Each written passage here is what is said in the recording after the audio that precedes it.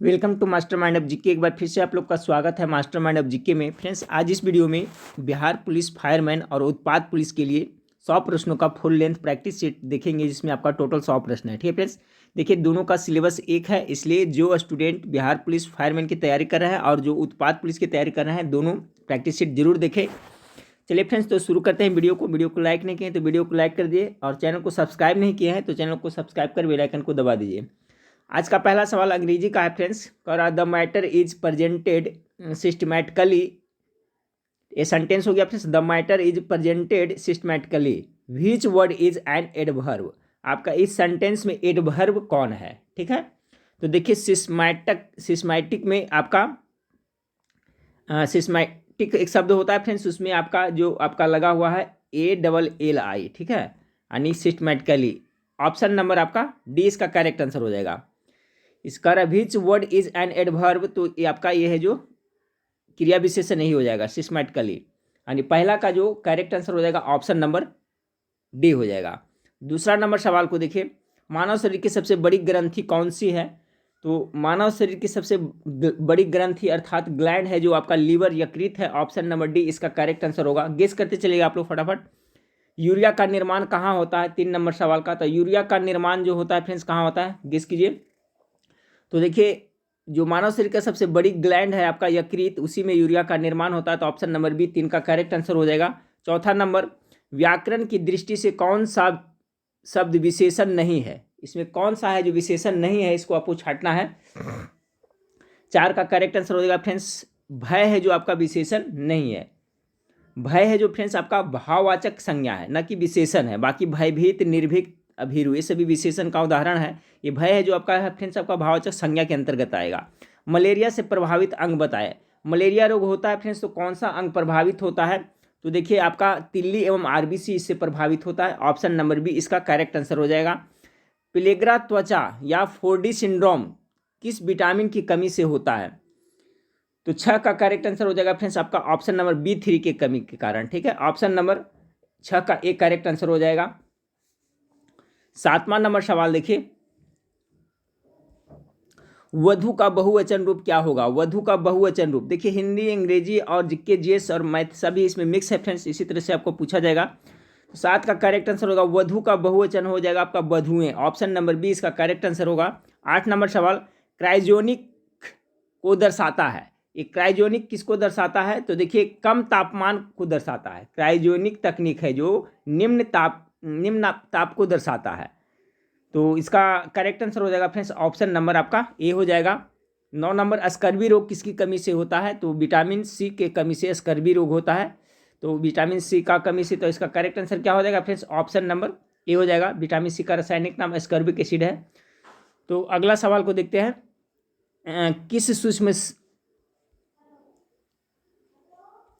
सूक्ष्म पोषक तत्व को पौधों द्वारा मिट्टी को आपूर्ति की जाती है? 10 का करेक्ट आंसर होगा फ्रेंड्स, किस सूक्ष्म पोषक तत्व को पौधों द्वारा मिट्टी की आपूर्ति ना, तो आपका जिंक इसका करेक्ट आंसर होगा। 10 का करेक्ट आंसर सी हो जाएगा ऑप्शन नंबर। 11 नंबर सवाल देखिए, हरित क्रांति संबंधित है तो गेहूं के उत्पादन से या किससे होगा फ्रेंड्स? दूध के उत्पादन से। गेस कीजिए इसका करेक्ट आंसर क्या होगा? तो हरित क्रांति मुख्य रूप से गेहूं के उत्पादन से, इसलिए सी करेक्ट आंसर हो जाएगा। 12 नंबर सवाल देखिए, विजयनगर साम्राज्य के पहले राजा कौन थे? विजयनगर साम्राज्य फ्रेंड्स जिसका स्थापना हरिहर और बुक्का ने किया था, कि कब किया था फ्रेंड्स? तो 1336 ईस्वी में भी याद रखिएगा। तो 12 का correct answer option number A हो जाएगा। ठीक है, हरिहर प्रथम। देखिए विजयनगर साम्राज्य की स्थापना जो 1336 ईस्वी में हरिहर और बुक्का दोनों भाई मिलकर के किए थे, तो डेट भी याद रखिएगा। तो पहला साम्राज्य ऑप्शन नंबर सी इसका करेक्ट आंसर होगा। 13 नंबर सवाल, चित्तौड़गढ़ किस वंश की राजधानी थी? 13 नंबर सवाल का गेस करिए, चित्तौड़गढ़ है जो किस वंश की राजधानी थी? गेस कर लिए होंगे आप लोग फ्रेंड्स, तो आपका सिसोदिया वंश की राजधानी चित्तौड़गढ़ थी। 13 का correct answer option number B हो जाएगा। ठीक है, 14 नंबर सवाल आपका है कि अहमदनगर की किस रानी ने बादशाह अकबर का विरोध किया था? 14 का करेक्ट आंसर हो जाएगा फ्रेंड्स, चांद बीबी ने।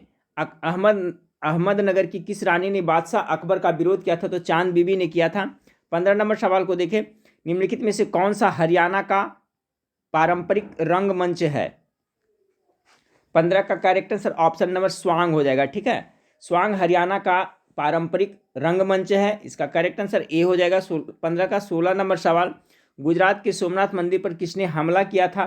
16 का करेक्ट आंसर हो जाएगा फ्रेंड्स मोहम्मद गजनी ने इसको हमला किया था। तो 16 का correct answer option number C हो जाएगा। ठीक है, गुजरात के सोमनाथ मंदिर पर मोहम्मद गजनी ने हमला किया था। तो मोहम्मद गजनी यहाँ पर फ्रेंड्स आपका, मोहम्मद गजनी ने कितना टोटल बार इस पर आक्रमण किया था सोमनाथ मंदिर को? तो मोहम्मद गजनवी है जो 17 बार, सॉरी मोहम्मद गजनवी है जो भारत पर टोटल 17 बार आक्रमण किया था। ठीक है फ्रेंड्स, और इस सोमनाथ मंदिर पर ये आपका 1025 ईस्वी में आक्रमण किया था, जिस समय आपका बहुत सारा वहाँ से संपत्ति लूट करके ले गया था। तो यहाँ पर है आपका है गुजरात के सोमनाथ मंदिर पर किसने हमला किया था? तो इसका करेक्ट आंसर हो जाएगा फ्रेंड्स ऑप्शन नंबर आपका डी हो जाएगा, मोहम्मद गजनी या मोहम्मद गजनवी इसका करेक्ट आंसर हो जाएगा। देखिए मोहम्मद गजनवी है जो फ्रेंड्स भारत पर प्रथम आक्रमण कितना किया था? तो 1000 ईस्वी में किया था। ये भी आप लोग याद रखिएगा, 1000 ईस्वी में प्रथम बार आक्रमण किया था। टोटल कितने बार आक्रमण किया था? तो आपका 17 बार आक्रमण किया था। और मोहम्मद गजनवी का जो सबसे चर्चित आक्रमण था फ्रेंड्स वही आपका सोमनाथ का मंदिर का आक्रमण था, जो 1025 ईस्वी में इन्होंने किया था। ठीक है, और इस मंदिर से बहुत लाखों करोड़ों की मतलब संपत्ति को वहां पर से लूट कर करके ले गया था। ठीक है फ्रेंड्स, तो गुजरात के सोमनाथ मंदिर पर किसने हमला किया था? तो आपका ये हो जाएगा फ्रेंड्स मोहम्मद गजनी, और लूटा था 1025 ईस्वी में।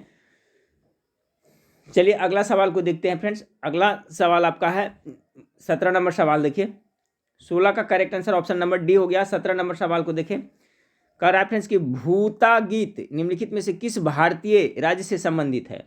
भूता गीत है जो आपका केरला राज्य से संबंधित है, इसलिए ऑप्शन नंबर डी इसका करेक्ट आंसर हो जाएगा। 18 नंबर, रेफ्रिजरेटर निम्नलिखित में से किस सिद्धांत पर कार्य करता है? गेस कीजिए फ्रेंड्स, 18 नंबर सवाल का अच्छा सवाल है। तो देखिए ये आपका रेफ्रिजरेटर है जो आपका वाष्पीकरण के सिद्धांत पर कार्य करता है, ऑप्शन नंबर डी इसका करेक्ट आंसर हो जाएगा। 19 नंबर सवाल को देखिए, सर्वप्रथम सार्वभौमिक गुरुत्वाकर्षण स्थिरांक जी का मान किसने निर्धारित किया था? ठीक है, कैपिटल जी का पूछ रहा है ना। तो 19 नंबर सवाल का जो करेक्ट आंसर हो जाएगा फ्रेंड्स आपका हेनरी कैवेंडिश ने सर्वप्रथम सार्वभौमिक गुरुत्वाकर्षण स्थिरांक कैपिटल जी का मान हेनरी कैवेंडिश ने निर्धारित किया था, इसलिए correct answer option number A हो जाएगा। 20 नंबर, कैंसर दिवस कब मनाया जाता है फ्रेंड्स? चलिए गेस कीजिए। तो 20 कैंसर दिवस किस तिथि को मनाया जाता है? तो इसका करेक्ट आंसर होगा 4 फरवरी को आपको कैंसर दिवस के रूप में मनाया जाता है। 13 फरवरी को रेडियो दिवस के रूप में मनाया जाता है, याद रखिए फ्रेंड्स। देखिए 4 फरवरी को कैंसर दिवस, 13 फरवरी को रेडियो दिवस मनाया जाता है, और आपका 21 फरवरी को अंतर्राष्ट्रीय मातृभाषा दिवस मनाया जाता है। ठीक है, 21 फरवरी को अंतर्राष्ट्रीय मातृभाषा दिवस, और आपका 28 फरवरी को राष्ट्रीय विज्ञान दिवस मनाया जाता है। ठीक है, राष्ट्रीय विज्ञान दिवस कब मनाया जाता है? तो आपका 28 फरवरी को मनाया जाता है। तो सभी को एक बार पुनः रिपीट कर ले, कैंसर दिवस कब मनाया जाता है? तो 4 फरवरी को, 13 फरवरी को मनाया जाता है आपका क्या फ्रेंड्स? तो अभी बताया मैंने, रेडियो दिवस मनाया जाता है। 21 फरवरी को क्या मनाया जाता है? 21 फरवरी को अंतर्राष्ट्रीय मातृभाषा दिवस, और 28 फरवरी को विज्ञान दिवस। ठीक है, राष्ट्रीय विज्ञान दिवस। 21 नंबर सवाल को देखिए, एक चम्मच जो टेढ़ा दिखता है किसका उदाहरण है? ठीक है, तो 21 का करेक्ट आंसर क्या होगा? देखिए पानी में के बाल्टी में अगर चम्मच डाल दिया फ्रेंड्स तो ऊपर से देखने में टेढ़ा मेढ़ा दिखाएगा, तो सब अपवर्तन के कारण होता है। ऑप्शन नंबर बी इसका करेक्ट आंसर हो जाएगा। 22 नंबर सवाल को देखिए, तापीय विद्युत संयंत्रों में ईंधन के दहन द्वारा उत्पन्न उष्मीय ऊर्जा को किस ऊर्जा में रूपांतरित किया जाता है? तापीय विद्युत संयंत्रों में ईंधन के दहन द्वारा उत्पन्न जो उष्मीय ऊर्जा होता है उसको किस ऊर्जा में रूपांतरित किया जाता है? तो ये हो जाएगा फ्रेंड्स आपका विद्युत ऊर्जा में। ठीक है, ऑप्शन नंबर ए इसका करेक्ट आंसर है। 23 नंबर सवाल देखिए, निम्नलिखित में से कौन सा विकल्प फाइबर ऑप्टिकल का प्रयोग नहीं है? 23 का, तो देखिए विद्युत उत्पादन, 23 का करेक्ट आंसर हो जाएगा फ्रेंड्स आपका ऑप्शन नंबर ए, विद्युत उत्पादन है जो आपका फाइबर ऑप्टिकल का प्रयोग नहीं है। बाकी कंप्यूटर नेटवर्किंग, पावर ट्रांसमिशन और सेंसर से सब में होता है, लेकिन ऑप्शन नंबर ए इसका करेक्ट आंसर होगा विद्युत उत्पादन।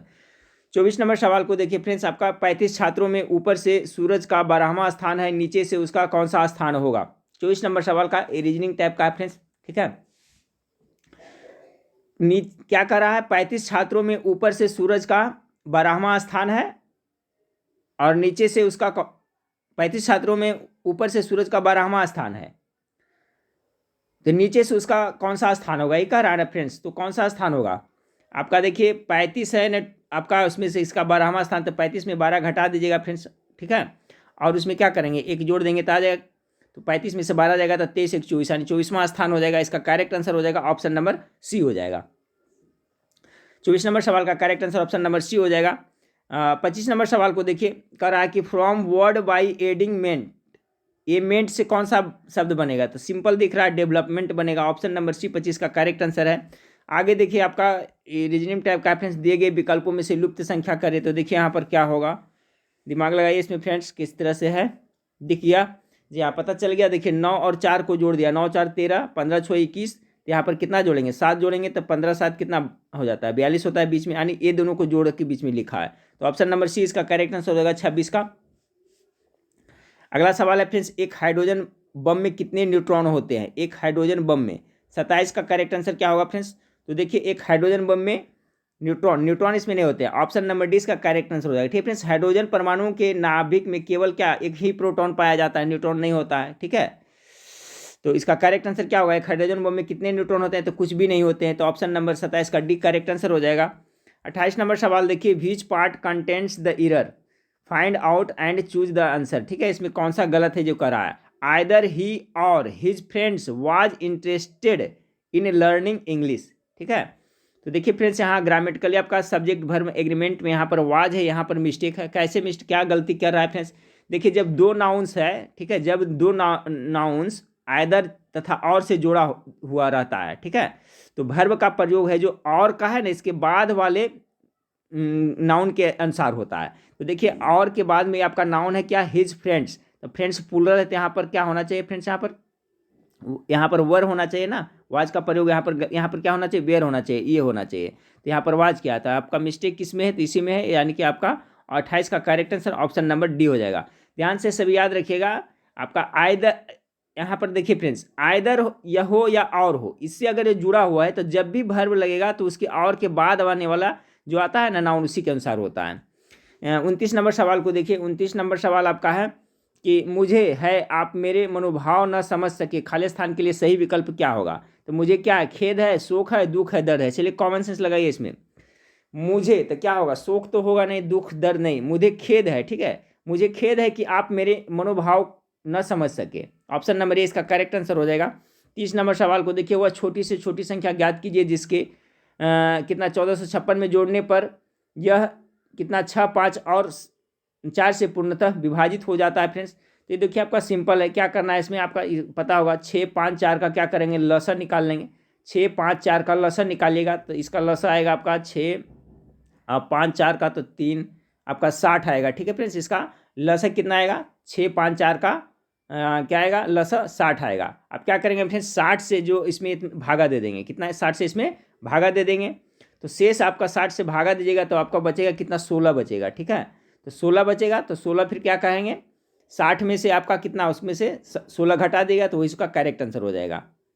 तो 60 में से 16 घटाएगा तो कितना आएगा? 44 आ जाएगा। तो इसका करेक्ट आंसर 44 आएगा। इस तरह से आपका बन जाएगा।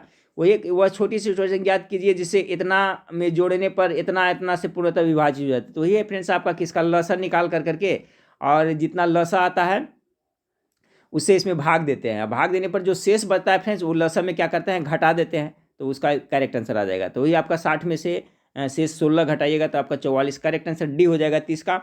31 नंबर सवाल को देखिए, माविसा सिंह निम्नलिखित में से किस खेल से संबंधित है? गेस कीजिए 31 का। तो देखिए माविसा सिंह एक आपका कराटे करते हैं। ऑप्शन नंबर ए इसका करेक्ट आंसर होगा 31 का। 32 नंबर सवाल, निम्नलिखित में से कौन सा देश पवन के देश के रूप में जाना जाता है? चलिए पवन का देश किसे कहा जाता है? 32 का करेक्ट आंसर क्या होगा? तो देखिए डेनमार्क को क्या कहा जाता है फ्रेंड्स? आपको पवन का देश कहा जाता है, पवन के देश के रूप में भी जाना जाता है, इसलिए करेक्ट आंसर 32 का डी हो जाएगा। चलिए 33 नंबर सवाल। 33 नंबर सवाल है, केंद्रीय ग्रामीण स्वच्छता कार्यक्रम कब शुरू किया गया था? तो 33 का करेक्ट आंसर है फ्रेंड्स ये आपका 1996 ईस्वी में शुरू किया गया था। केंद्रीय ग्रामीण स्वच्छता कार्यक्रम कब शुरू किया गया था? तो आपका 1996 ईस्वी में ये शुरुआत किया गया था, इसलिए करेक्ट आंसर ऑप्शन नंबर 33 का डी हो जाएगा। 34 नंबर सवाल, MOU का पूर्ण रूप क्या है? MOU का, तो देखिए गेस कीजिए इसका करेक्ट आंसर क्या होगा? तो इसका हो जाएगा फ्रेंड्स आपका मेमोरी ऑफ अंडरस्टैंडिंग। ठीक है, MOU मेमोरेंडम, यानी कि इसका कह सकते हैं फ्रेंड्स मेमोरेंडम ऑफ अंडरस्टैंडिंग। ठीक है, यानी मेमोरी ऑफ अंडरस्टैंडिंग। तो यही आपका करेक्ट आंसर हो जाएगा, आपका ऑप्शन नंबर डी हो जाएगा, MOU का। 34 का करेक्ट आंसर डी हो जाएगा। 35 नंबर सवाल, मिंजर मेला निम्नलिखित में से किस राज्य का लोकप्रिय मेला है? मिंजर मेला है जो कहाँ लगता है? तो 35 का करेक्ट आंसर हो जाएगा फ्रेंड्स, मिंजर मेला आपका हिमाचल प्रदेश में लगता है। बहुत इंपॉर्टेंट सवाल याद रखिएगा, Minjar Mela correct answer option number C होगा। देखिए मिंजर मेला है जो आपका कहाँ लगता है? हिमाचल प्रदेश में लगता है फ्रेंड्स। मिंजर मेला है जो श्रावण मास के, ठीक है, श्रावण मास के दूसरे रविवार को ये आयोजित किया जाता है। मिंजर मेला जो हिमाचल प्रदेश के चंबा जिले में आयोजित किया जाता है। हिमाचल प्रदेश के कौन सा जिले में? तो चंबा जिले में आपका ये मिंजर मेला का आयोजन किया जाता है। अगला सवाल है friends 36, I expect to return, खाली स्थान पटना में फर्स्ट, यानी 36 का करेक्ट आंसर हो जाएगा क्या? तो I expect to return, from यहाँ हो जाएगा फ्रेंड्स, ठीक है, फ्रॉम यहाँ पर क्या हो जाएगा? On. I expect to return from Patna on कितना? May 1, यानी कि ऑप्शन नंबर 20 का करेक्ट आंसर हो जाएगा। यहाँ पर आपका फ्रॉम प्रीपोजिशन भराएगा, यहाँ पर ऑन भराएगा। अगला फ्रेंड्स आपका ये आपका एक थैली में 4 लाल 5 काली और 3 पीली गेंद है। एक गेंद को यादृच्छिक निकाला जाता है। निकाली गई गेंद के पीली रंग के होने की दूसरा में लाल रंग की नहीं होने की प्रायिकता ज्ञात कीजिए। तो 37 का जो करेक्ट आंसर आएगा फ्रेंड्स ऑप्शन नंबर सी आएगा, ठीक है, 2/3 आएगा। 38 नंबर सवाल को देखिए, ऋण के लिए समर्थक संपार्श्विक प्रतिभूति है। ऋण के लिए समर्थक संपार्श्विक प्रतिभूति क्या है? तो 38 का correct answer option number D होगा, उधारकर्ता की परिसंपत्ति। 39 नंबर सवाल को देखिए आपका कि भारत के राजपत्र के अधिकृत प्रशासक और संरक्षक कौन है? तो ये भारत के राजपत्र के अधिकृत प्रशासक और संरक्षक कौन होता है? 39 का करेक्ट आंसर होगा फ्रेंड्स आपका ऑप्शन नंबर बी, प्रकाशन नियंत्रक। ऑप्शन नंबर बी 39 का करेक्ट आंसर होगा। जिस बाजार में स्पर्धा की कमी हो तो उसे क्या कहते हैं? बहुत अच्छा सवाल इकोनॉमिक्स का। जिस बाजार में आपका बाजार में स्पर्धा कमी हो, कंपटीशन कमी हो, उसे मोनोपोली कहा जाता है। सभी याद रखिएगा, बहुत इंपॉर्टेंट सवाल है। उसे क्या कहेंगे? मोनोपोली कहेंगे। जिस बाजार में कंपटीशन स्पर्धा पर कमी है उसे मोनोपोली कहेंगे। 40 का एक करेक्ट आंसर होगा। 41 नंबर सवाल है फ्रेंड्स, एक संयुक्त उत्पादन के रूप में कई उत्पादों की बिक्री की पेशकश को क्या कहते हैं? एक संयुक्त उत्पादन के रूप में कई उत्पादों की बिक्री की पेशकश को क्या कहते हैं? तो उसे उत्पाद की गठरी कहते हैं। ऑप्शन नंबर सी इसका करेक्ट आंसर होगा 41 का। 42 नंबर सवाल, पेड़ों की अंधाधुंध कटाई का परिणाम क्या है? इसका परिणाम क्या होगा फ्रेंड्स? गेस कीजिए। वनीकरण होगा, वनरोपण होगा, पुनः वनीकरण होगा, वनों की कटाई होगी। पेड़ों की अंधाधुंध कटाई का परिणाम कह रहा है, तो 42 का क्या होगा फ्रेंड्स? तो पेड़ों की अंधाधुंध कटाई का परिणाम वनीकरण, पुनः वनीकरण, वनरोपण। इस क्वेश्चन थोड़ा सा अजीब लग रहा है, ठीक है फ्रेंड्स। देखिए पेड़ों की अंधाधुंध कटाई से क्या होता है? निर्वनीकरण होता है, ठीक है, निर्वनीकरण की स्थिति उत्पन्न हो जाती है। तो यहाँ पर कह रहा है फ्रेंड्स आपका कि पेड़ों की अंधाधुंध कटाई का परिणाम है, तो यहाँ पर वनरोपण तो होगा नहीं, परिणाम इसका अंधाधुंध कटाई क्या? वनीकरण होगा, वही भी होगा, पुनः वनीकरण है, वनों की कटाई। क्वेश्चन थोड़ा सा अजीब लग रहा है फ्रेंड्स, इसे आंसर इसका डी दे रहा है। पेड़ों की अंधाधुंध कटाई का परिणाम वनों की कटाई है। यहाँ पर क्वेश्चन यहाँ पर अलग ढंग से होना चाहिए, ठीक है फ्रेंड्स। चलिए इसको छोड़िए। 43 नंबर सवाल को देखिए, after 2 months of rigorous practice I now swim quite. तो यहाँ पर देखिए फ्रेंड्स आपका कह रहा है आपका स्विम क्वाइट, यानी कि मैं तैर सकता हूँ ना, कैपेसिटी की बात हो रहा है, तो यहाँ पर क्या होगा? कैन होना चाहिए। तो 43 का देखिए ऑप्शन नंबर ए बी, हाँ जी हाँ, ऑप्शन नंबर सी में कैन है, तो यहाँ पर कैन होगा, ठीक है।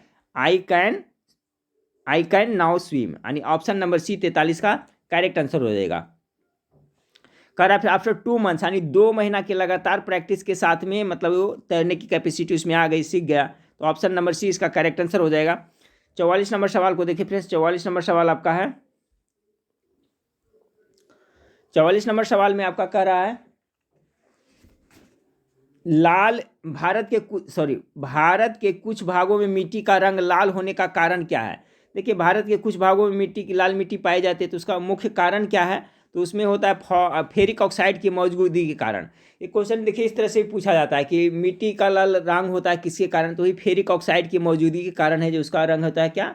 ज़्यादा मात्रा होता है तो लाल होता है। तो 44 का करेक्ट आंसर सी हो जाएगा। 45 नंबर सवाल को देखिए। 45 नंबर सवाल, ग्रेट उत्तरी समतल भूमि में किस प्रकार की मिट्टी पाई जाती है?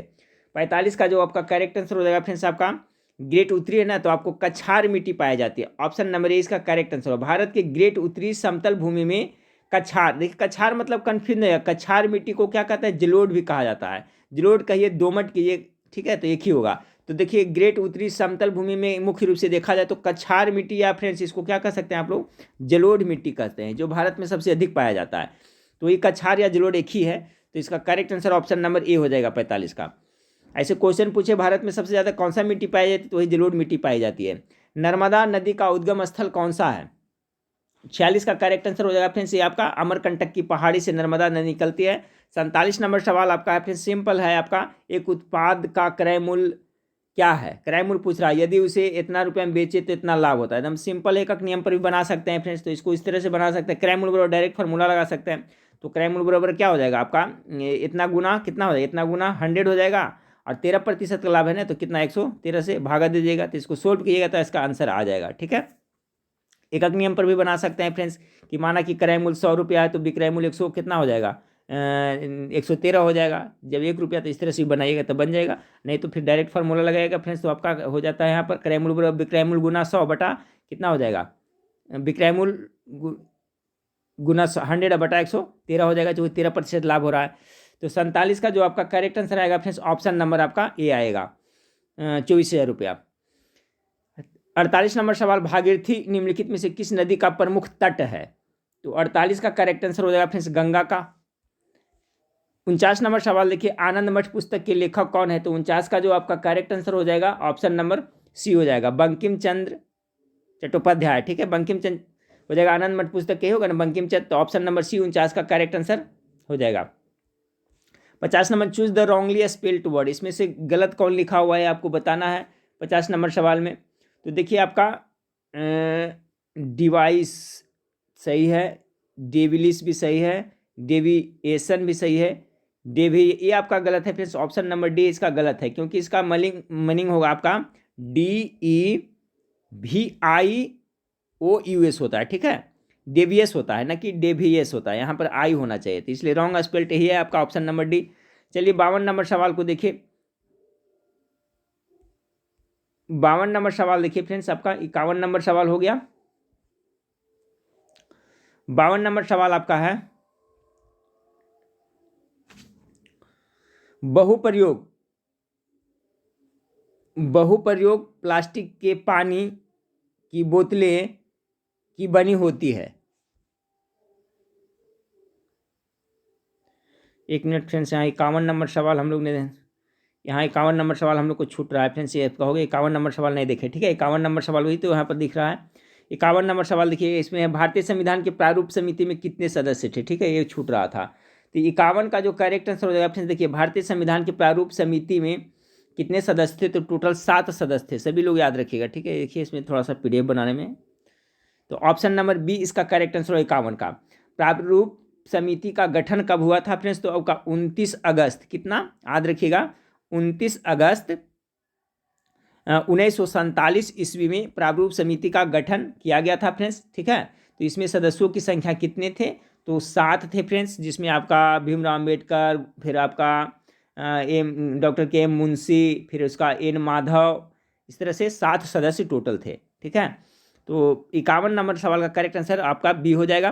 52 नंबर सवाल को देखते हैं फ्रेंड्स। 52 नंबर सवाल आपका है, बहुप्रयोग प्लास्टिक के पानी की बोतलें की बनी होती है। चलिए, प्लास्टिक की बोतलें जिसमें हम लोग पानी स्टेशन वगैरह पर खरीदते हैं बाहर, वो किसकी बनी होती है फ्रेंड्स? तो 52 का करेक्ट पॉलीथीन की बनी होती है, ऑप्शन नंबर सी इसका करेक्ट आंसर हो जाएगा। ठीक है, चलिए 53 नंबर सवाल को देखिए, भारत के राष्ट्रपति के पद की शपथ किसके द्वारा दिलाई जाती है? राष्ट्रपति के पद की शपथ 53 का, तो इसका करेक्ट आंसर क्या होगा? भारत के राष्ट्रपति के पद की शपथ सर्वोच्च न्यायालय के मुख्य न्यायाधीश के द्वारा दिलाई जाती है। ठीक है फ्रेंड्स, तो इसका करेक्ट आंसर क्या होगा फ्रेंड्स आपका 53 नंबर सवाल का? भारत के सर्वोच्च न्यायालय के मुख्य न्यायाधीश, 53 का करेक्ट आंसर ऑप्शन नंबर आपका डी हो जाएगा। अगला सवाल है फ्रेंड्स 54 नंबर सवाल, भारतीय संविधान के किस भाग में केंद्र शासित प्रदेश का प्रावधान है? बहुत अच्छा सवाल है। कौन सा भाग में केंद्र शासित के बारे में जिक्र किया गया है? गेस कीजिए। भाग 8वां है या 7वां है या 9वां है या आपका 12वां है। तो क्या इसका करेक्ट आंसर होगा फ्रेंड्स 54 का? तो देखिए भारतीय संविधान के भाग 8 में केंद्र शासित प्रदेशों का प्रावधान है, इसलिए ऑप्शन नंबर ए इसका करेक्ट आंसर हो जाएगा। 55 नंबर सवाल को देखें, प्रतिरोध का रेजिस्टेंस क्या होगा, यानी कि प्रतिरोध यानी रेजिस्टेंस का मात्रक पूछा जा रहा है। तो क्या होता है फ्रेंड्स, प्रतिरोध का ओम होता है। 55 का करेक्ट आंसर सी हो जाएगा। अगला select the synonym of speed, speed का सिनोनिम समानार्थी शब्द पूछा जा रहा है। तो स्पीड का क्या हो जाएगा, तो स्पीड का सिनोनिम तो वेलोसिटी हो जाएगा, वेगानी हो जाएगा। ऑप्शन नंबर ए 56 का करेक्ट आंसर हो जाएगा। 56 का करेक्ट आंसर, स्पीड का सिनोनिम क्या होगा, वेलोसिटी होगा। रेस गलत हो जाएगा फ्रेंड्स, याद रखिएगा। हरी भी जल्दी, ये भी गलत हो जाएगा, ये भी गलत हो जाएगा, ये वेलोसिटी हो जाएगा। स्पीड का सिनोनिम वेलोसिटी। अगला सिक्किम कब भारत का एक राज्य बना था, 57 नंबर सवाल का। तो देखिए संविधान, इसमें 2 क्वेश्चन बता रहा हूँ फ्रेंड्स, दोनों को याद रखिएगा। ऐसे इसका तो करेक्ट आंसर क्या होगा, गेस कीजिए। तो देखिए सिक्किम भारत का कब राज्य बना था फ्रेंड्स, तो ये आपका बना था आपका 1975 ईस्वी में बना था, ठीक है। तो संविधान के फ्रेंड्स आपका संविधान के 36वें संविधान संशोधन, याद रखिएगा 36वें संविधान संशोधन 1975 के द्वारा सिक्किम को भारतीय संघ का 22वां राज्य बना था, उस समय बना था। तो कौन सा बना था, 22वां राज्य बना था। तो 1975 इसका करेक्ट आंसर होगा। और 36वां संविधान संशोधन, ये भी आप लोग याद रखिएगा। तो इसका करेक्ट आंसर हो जाएगा फ्रेंड्स आपका ऑप्शन नंबर ए हो जाएगा, 1975 हो जाएगा। अगला है भारत में किसी भी राज्य का मुख्यमंत्री बनने के हेतु न्यूनतम आयु कितना होनी चाहिए, तो 25 वर्ष इसका करेक्ट आंसर होगा। 58 का करेक्ट आंसर सी हो जाएगा, कम से कम 25।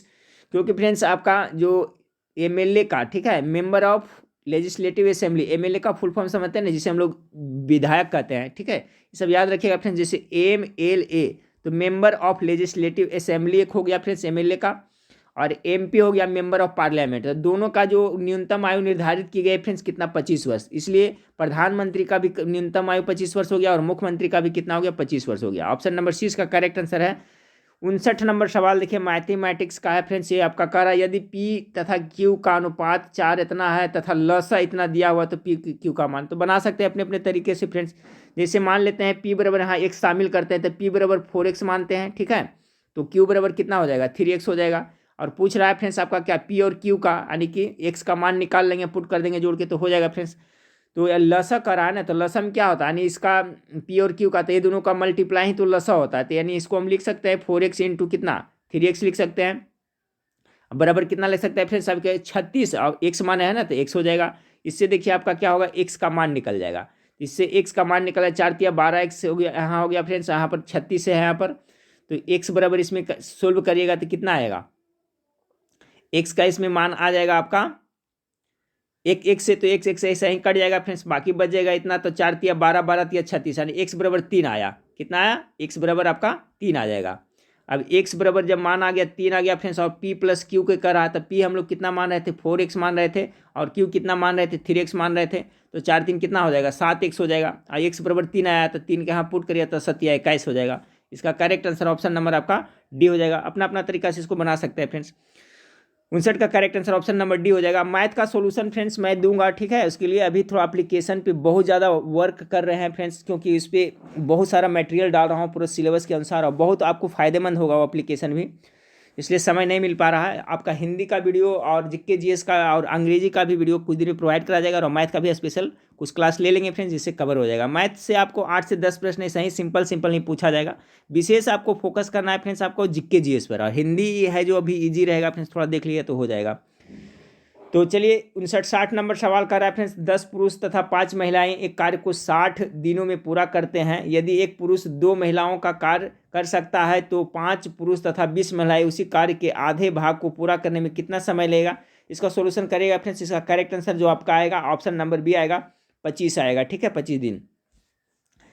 चलिए अगला सवाल आपका फ्रेंड्स की मूल्यांकन कीजिए। साइन 30 डिग्री बटा कॉस 45 डिग्री, साइन 45 डिग्री बट इंटू में कॉस कितना है 30 डिग्री। तो इसमें देखिए फ्रेंड्स सिंपल है, सबका मान पुट करिएगा और कट कर दिएगा। जैसे साइन 30 का मान कितना होता है, तो वो 1/2 होता है। फिर कॉस 45 का सभी का मान पुट कर दिएगा फ्रेंड्स, और उसको सोल्व करिएगा ना, तो आपका जो करेक्ट इसका आंसर आएगा 41 का ऑप्शन नंबर ये आएगा, 1/√3 आएगा, ठीक है। अगला है भारत के मुख्य निर्वाचन आयुक्त को उनके पद से कौन हटा सकता है। मुख्य निर्वाचन आयुक्त को कौन हटा सकता है, तो उसको हटा सकता है संसद के दोनों सदन, ठीक है। ऑप्शन नंबर ए इसका करेक्ट आंसर है। मुख्य चुनाव आयुक्त को उन्हीं तरीकों से हटाया जा सकता है जो अनुच्छेद 124 के 4 में उच्चतम न्यायालय का, ठीक है, उच्चतम न्यायालय के न्यायाधीश को हटाने में वर्णित है, उसी तरह से संसद के दोनों सदनों द्वारा हटाया जा सकता है। तो 62 का correct answer option number A हो जाएगा। 63 नंबर सवाल आपका है कि translate the given sentence into Hindi. His condition is pitiable, ठीक है। पिटिबल मतलब होता है दयनीय होता है, तो क्या है फ्रेंड्स, हिज कंडीशन है ना 63 का, तो क्या होगा, यानी उसकी हालत क्या है, दयनीय है। कंडीशन माने हालत, उसकी हालत दयनीय है, यानी ऑप्शन नंबर आपका बी इसका करेक्ट आंसर हो जाएगा, ठीक है। उसकी हालत दयनीय करेक्ट आंसर होगा। रामसर कन्वेंशन अंतर सरकारी संधि है जो कि संरक्षण के लिए रूपरेखा प्रदान करती है। 64 का, तो देखिए फ्रेंड्स ये रामसर कन्वेंशन बताए थे फ्रेंड्स कि जो आर्द्र भूमि से रिलेटेड है, बहुत इंपॉर्टेंट याद रखिएगा। रामसर कन्वेंशन है, तो रामसर कन्वेंशन है जो फ्रेंड्स संधि है जो किससे रिलेटेड है फ्रेंड्स, तो आर्द्र भूमि के संरक्षण के लिए। तो ऑप्शन नंबर आपका डी करेक्ट आंसर होगा। आर्द्र भूमि के संरक्षण के रूपरेखा प्रदान करते हैं रामसर कन्वेंशन। अगला है फ्रेंड्स आपका 65 नंबर सवाल है, निम्न में से कौन सा एक राष्ट्रीयकृत बैंक नहीं है। राष्ट्रीयकृत बैंक इसमें से कौन नहीं है, छाटिए 65 नंबर सवाल का। तो देखिए इलाहाबाद तो है, पंजाब है, देना भी, ये बंधन बैंक है जो राष्ट्रीयकृत बैंक नहीं है, ठीक है फ्रेंड्स। चलिए आपका अगला सवाल, निम्नलिखित में से कौन सी ट्रॉफी या कप ब्रिज खेल से संबंधित है, ठीक है। ब्रिज खेल से किससे संबंधित है, देखिए जो एप्लीकेशन बना रहे हैं फ्रेंड्स उसमें आपको खेल खिलाड़ी से संबंधित सभी तरह का जितना भी आपका जीके जीएस टॉपिक पूछा आता है सभी उसमें मैं इंक्लूड कर रहा हूँ, यानी कि एक बुक की तरह हो जाएगा फ्रेंड्स, और सब चुनिंदा प्रश्नों का संग्रह है। तो उसमें आपको देखिए सब प्रश्न उसमें डाला हुआ है। तो कह रहा है ब्रिज खेल से संबंधित कौन सा ट्रॉफी है, तो उसमें देखिए इसका करेक्ट आंसर क्या होगा, होलकर ट्रॉफी ब्रिज खेल से संबंधित है, ठीक है। कौन सा, होलकर ट्रॉफी, यानी ऑप्शन नंबर आपका एक इसका करेक्ट आंसर हो जाएगा। होलकर ट्रॉफी का संबंध है जो किससे है, तो आपका ब्रिज से है। तो 66 का करेक्ट आंसर ऑप्शन नंबर आपका ए हो जाएगा। अगला सवाल को देखते हैं फ्रेंड्स, 67 नंबर सवाल, भारतीय मुद्रा नोट कहाँ मुद्रित किए जाते हैं। भारतीय मुद्रा नोट कहाँ मुद्रित किए जाते हैं, तो 67 का करेक्ट आंसर हो जाएगा फ्रेंड्स आपका मुद्रा नोट हो जाएगा आपका नई दिल्ली, बम्बई, आगरा, नासिक हो जाएगा, ठीक है। भारतीय मुद्रा नोट कहाँ मुद्रित किया जाता है, तो आपका नासिक में किया जाता है। 67 का करेक्ट आंसर सी हो जाएगा। 68 नंबर सवाल को देखिए, पृथ्वी के स्थलीय क्षेत्र में भारत का हिस्सा कितना है, तो 68 का करेक्ट आंसर हो जाएगा फ्रेंड्स 2.4% है ना, 2.4% यानी ऑप्शन नंबर डी है। तो ये पृथ्वी का स्थलीय क्षेत्र जितना 100% है उसमें इंडिया का हिस्सा कितना पड़ता है फ्रेंड्स, तो देखा जाए तो उसका लगभग 2.4% है। 69 नंबर सवाल को देखिए कि सफ़ेद रेगिस्तान भारत के निम्नलिखित राज्यों में से किसमें स्थित है। सफ़ेद रेगिस्तान, तो ये आपका कहाँ पड़ता है, सफ़ेद रेगिस्तान है जो आपका गुजरात के पश्चिमी तट पर स्थित है। ऑप्शन नंबर ए इसका करेक्ट आंसर हो जाएगा। गुजरात के पश्चिमी तट पर स्थित कच्छ के रण को भी, कच्छ के जो रण है फ्रेंड्स उसी को सफ़ेद रेगिस्तान कहा जाता है। ध्यान से याद रखिएगा, अगर जो कहे सफ़ेद रेगिस्तान भारत के कहाँ किस राज्य में है, तो गुजरात में है। और जो गुजरात के पश्चिमी तट पर एक कच्छ है ना फ्रेंड्स आपका कच्छ, तो कच्छ के रण है वहाँ पर, जहाँ जिसको हम लोग सफ़ेद रेगिस्तान के नाम से भी जानते हैं। खादर क्या है फ्रेंड्स, तो देखिए खादर और बांगर पहले बता चुका हूँ कि जलोढ़ मिट्टी के दो प्रकार होते हैं। खादर, नई जलोढ़ को खादर कहते हैं और पुरानी जलोढ़ को बांगर कहते हैं। तो 70 का चलिए गेस कर लीजिए क्या होगा, एक आपका खादर का रहा है तो क्या हो जाएगा, नई जलोढ़ हो जाएगा ना। तो नई जलोढ़ इस यानी कि ऑप्शन नंबर बी इसका करेक्ट आंसर होगा। 71 नंबर सवाल, निम्नलिखित में से किसे अरेबियन समुद्र की रानी कहा जाता है। तो चलिए अरेबियन समुद्र की रानी किसे कहा जाता है। 71 का जो करेक्ट आंसर हो जाएगा आपका ऑप्शन नंबर डी कोची को कहा जाता है। अगला सवाल देखिए फ्रेंड्स, 72 नंबर सवाल आपका है। 72 नंबर सवाल है का प्रयोग माइक्रोचिप बनाने के लिए किया जाता है। माइक्रोचिप का प्रयोग किसके लिए किया जाता है, 72 का हो जाएगा सिलिकॉन का प्रयोग किया जाता है। 73 नंबर सवाल है आपका फ्रेंड्स की आंख का पानी ढल जाना उक्त मुहावरा के लिए सही विकल्प क्या है। चलिए गेस कीजिए इसका करेक्ट आंसर क्या होगा 73 नंबर सवाल का। आंख का पानी ढल जाना, बुढ़ापा आ जाना, नहीं गलत है। प्रिय व्यक्ति का बिछुड़ जाना, ये भी गलत है। निर्लज हो जाना और बच गया देखने की ताकत कमजोर हो जाना। तो देखिए फ्रेंड्स, आंख का पानी ढल जाना बहुत इंपॉर्टेंट मुहावरा है ये। आंख का इसका अर्थ होगा निर्लज होना, ठीक है, यानी कि आंख का पानी ढल जाना, निर्लज हो जाना, ठीक है, जिसे लज्जा नहीं हो। तो ऑप्शन नंबर सी इसका करेक्ट आंसर होगा। इसी टाइप का फ्रेंड्स आपको कंफ्यूज करने के लिए एग्जाम में क्वेश्चन दिया जाता है। देखिए इसमें थोड़ा सा सभी ऑप्शन जो सट के लग रहा है, लेकिन आँख का पानी ढल जाना अर्थात यानी निर्लज हो जाना। ऑप्शन नंबर सी इसका करेक्ट आंसर होगा 73 का। 74 नंबर सवाल, निम्नलिखित में से CEC का अर्थ क्या है? 74 का हो जाएगा फ्रेंड्स चीफ इलेक्शन कमिश्नर होता है ना, CEC मतलब चीफ इलेक्शन कमिश्नर। तो 74 का करेक्ट आंसर क्या हो जाएगा? ऑप्शन नंबर आपका सी हो जाएगा, चीफ इलेक्शन कमिश्नर हो जाएगा।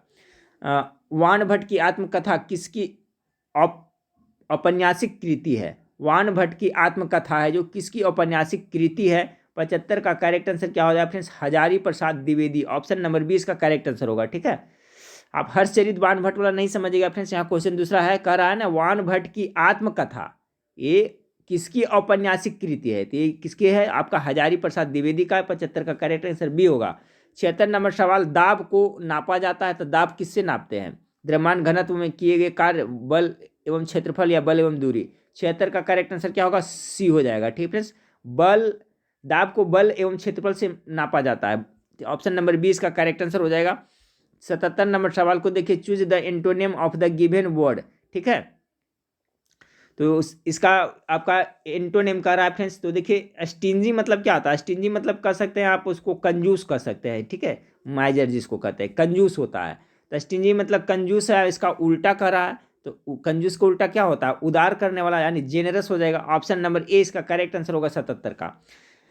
ऑटोमोबाइल एग्जॉस्ट, ठीक है, एग्जॉस्ट में समाविष्ट महत्वपूर्ण तत्व है क्या है फ्रेंड्स? 78 का करेक्ट आंसर हो जाएगा आपका लेड हो जाएगा। ठीक है, लेड होता है ना ऑटोमोबाइल्स में, इसी से तो प्रदूषित भी होता है। तो कह रहा ऑटोमोबाइल एग्जॉस्ट में है जो समाविष्ट महत्वपूर्ण तत्व है तब का लेड यानी शीशा होता है। 78 का करेक्ट आंसर लेड हो गया। 79 देखें, निम्नलिखित में से कौन सा उपधातु है? 79 का करेक्ट आंसर क्या होगा? तो उपधातु में आपका हो जाएगा फ्रेंड्स आपका सिलिकॉन हो जाएगा। ठीक है, ऑप्शन नंबर 20 का करेक्ट है। देखिए उपधातु वे तत्व जिसमें धातु तथा अधातु दोनों के गुण पाए जाते हैं उन्हें क्या कहते हैं? उपधातु कहते हैं। ठीक है, इसका डिफिनीशन आप देखिए तो समझ में आएगा कि ऐसे धातु जिसमें धातु और अधातु दोनों को गुण पाए जाते हैं उसको क्या कहेंगे? उपधातु कहेंगे। उपधातु की संख्या देखा जाए फ्रेंड्स तो मुख्य रूप से कितना टोटल है? तो 7 है। उपधातु की संख्या कितनी है? 7 है। कौन कौन है फ्रेंड्स? सुन लीजिएगा। एक तो हो गया आपका सिलिकॉन हो गया, एक बोरॉन 2, जर्मेनियम 3, आर्सेनिक 4, एंटीमनी 5, उसके बाद में टेरियम 6 और पोलेनियम 7। यही 7 है जो आपका उपधातु है। उपधातु किसे कहते हैं? तो अभी मैंने बताया कि ऐसे तत्व जिसमें धातु और अधातु दोनों के गुण पाए जाते हैं उसे उपधातु कहते हैं। उपधातुओं की संख्या टोटल कितनी है? 7 है। कौन कौन है अभी मैंने आपको नाम बताया, तो माइंड में रखिएगा। 80 नंबर सवाल को देखें, निम्नलिखित में से कौन सा एक असंतृप्त कार्बनिक यौगिक नहीं है? 80 का जो करेक्ट आंसर होगा ऑप्शन नंबर से ब्यूटेन है जो फ्रेंड्स आपका एक असंतृप्त कार्बनिक यौगिक नहीं है। ब्यूटेन है जो आपका संतृप्त हाइड्रोकार्बन यौगिक है। ठीक है, ब्यूटेन है जो क्या है? आपका संतृप्त हाइड्रोकार्बन यौगिक है, न कि असंतृप्त कार्बन यौगिक है। बाकी एसिटिलीन, पेंटीन, बेंजीन ये सब है जो असंतृप्त कार्बन यौगिक है। अगला सवाल है फ्रेंड्स आपका कि दोजिल्ली हेडिंग नवपाषाण स्थल में स्थित है। 81 नंबर सवाल का करेक्ट आंसर क्या होगा? इसका हो जाएगा दोजिल्ली हेडिंग नवपाषाण असम में स्थित है। ऑप्शन नंबर बी इसका करेक्ट आंसर हो जाएगा। ठीक है, 82 नंबर सवाल, किस तत्व का परमाणु क्रमांक 3 है? कौन सा तत्व जिसका परमाणु क्रमांक है जो 3 है? 82 का, तो 82 का करेक्ट आंसर क्या होगा फ्रेंड्स? लिथियम का कितना होता है? 3 ही होता है ना। ऑप्शन नंबर बी इसका करेक्ट आंसर हो जाएगा। बोरॉन का कितना होता है फ्रेंड्स? तो 5 होता है। ठीक है, बोरॉन का कितना होता है? 5 होता है। लिथियम का 3 होता है। सोडियम का कितना? 11 होता है। और बेरिलियम का कितना होता है? तो 4 होता है। सभी को यहाँ पर एक बार पुनः देख लें।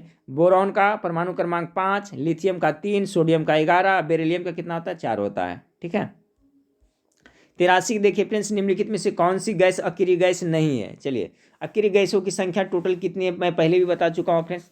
83 नंबर सवाल का अक्रिय गैसों की संख्या है जो आपका कितना है? टोटल है जो 6 है। ठीक है, तो निम्नलिखित में से कौन सी अक्रिय गैस नहीं है? तो नियॉन है, हीलियम है, रेडॉन है, हाइड्रोजन है। तो देखिए हीलियम तो है, एक नियॉन भी है, रेडॉन भी है, 3 हाइड्रोजन जो आपका अक्रिय गैस के अंतर्गत नहीं आता है। ठीक है फ्रेंड्स, तो correct answer option number D हो जाएगा। ये आपका है, आप आखिरी गैस आपका नहीं है। आखिरी गैस को ही फ्रेंड्स आपका क्या नोबेल गैस भी कहा जाता है, जिसकी संख्या 6 है, ये याद रखिएगा सभी लोग। 84 नंबर सवाल, सोना को घोला जाता है तो सोना को किसमें घोला जाता है? 84 का एक्वारेजिया इसका करेक्ट आंसर हो जाएगा। एक्वारेजिया में है जो आपका सोना को घोला जा सकता है। 85 नंबर, मीथेन के जलने पर क्या होता है? मीथेन जलता है तो क्या होता है 85 का? तो इसका करेक्ट आंसर हो जाएगा फ्रेंड्स 85 का डी हो जाएगा, ठीक है। कार्बन डाइऑक्साइड एवं पानी निकलता है, मीथेन जलता है, तो 85 का करेक्ट आंसर हो जाएगा आपका ऑप्शन नंबर डी हो जाएगा, ठीक है। मीथेन को जलाने पर, ये ऑप्शन नंबर डी इसका करेक्ट आंसर होगा। मीथेन के जलने पर क्या होता है? तो कार्बन डाइऑक्साइड एवं पानी निकलता है। 85 का correct answer option number D हो जाएगा।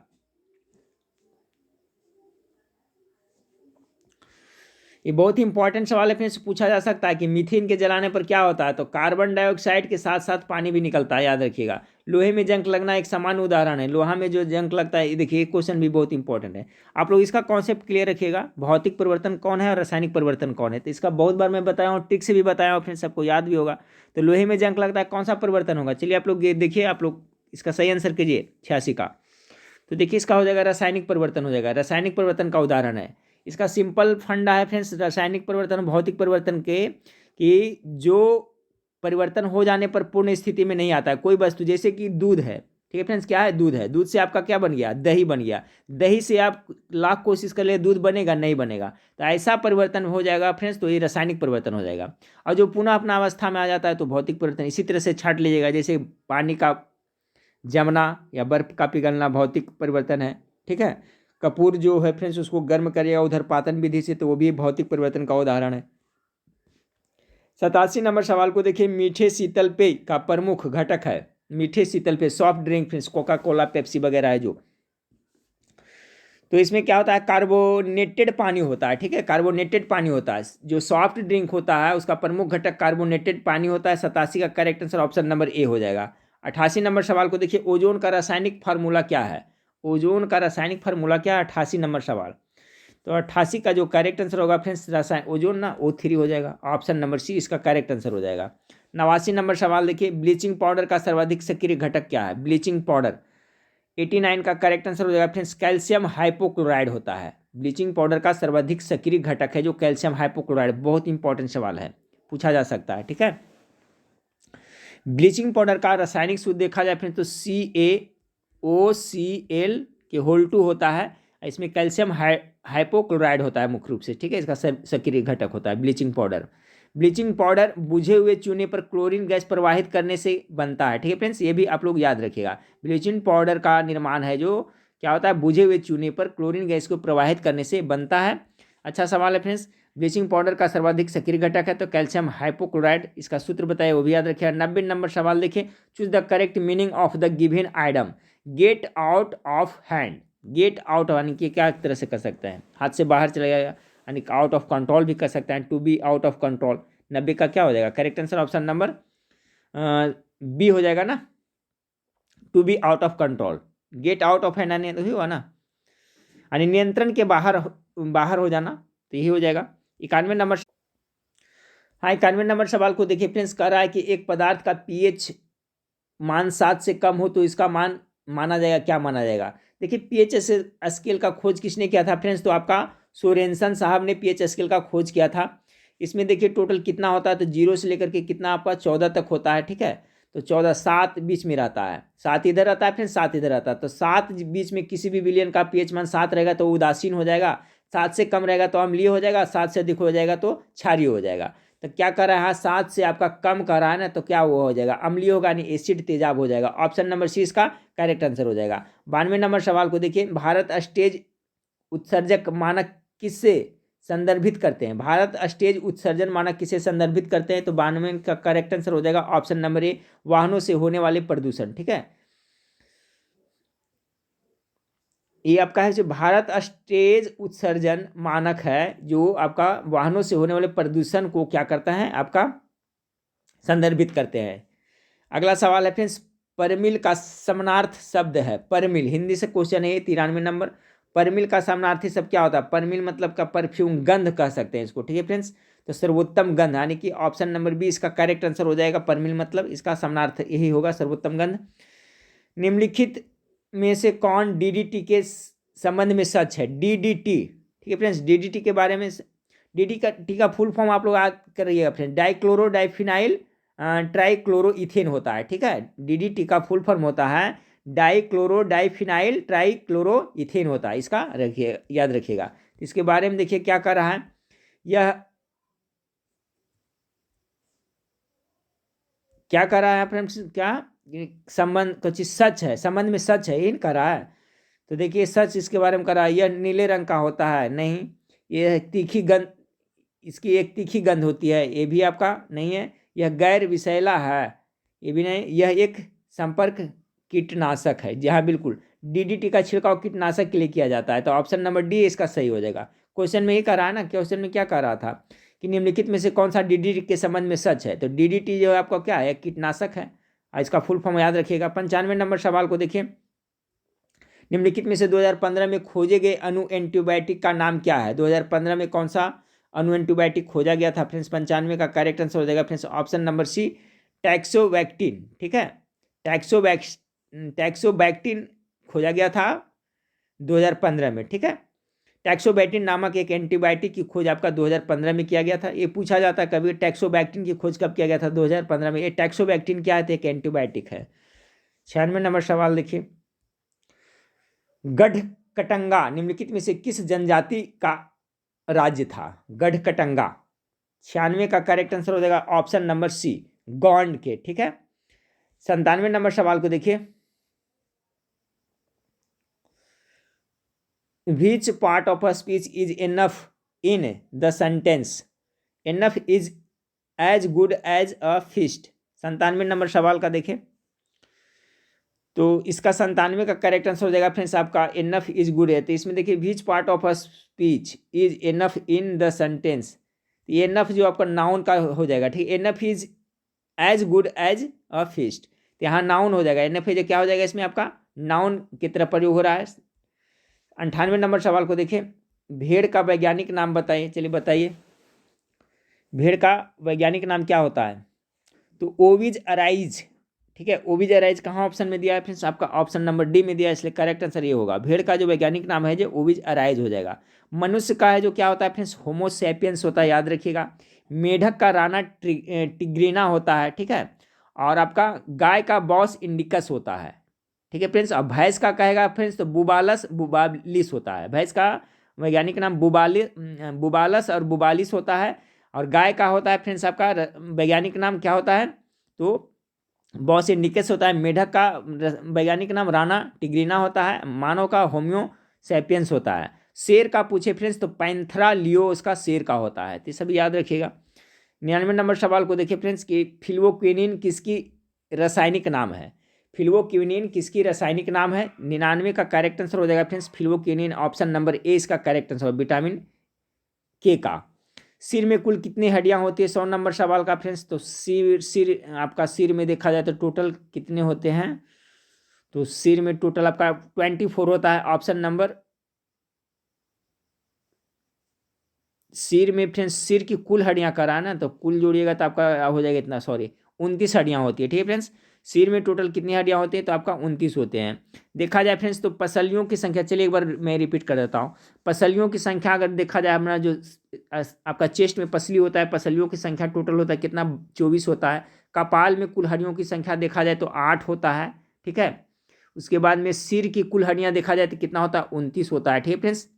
और कर्ण की कुल हड्डियां देखा जाए फ्रेंड्स, कान की तो कुल हड्डियां उसमें दोनों कितना होता है? तो 6 होता है। यहाँ तो आपको पूछा जा रहा है फ्रेंड्स कि सिर में कुल हड्डी कितने होते हैं? तो 29 हड्डी होते हैं, इसका करेक्ट आंसर हो जाएगा, ठीक है फ्रेंड्स।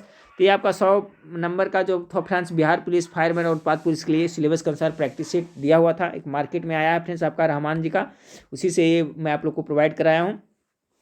चलिए फ्रेंड्स, तो नेक्स्ट वीडियो में फिर मिलते हैं। देखने के लिए थैंक यू, धन्यवाद।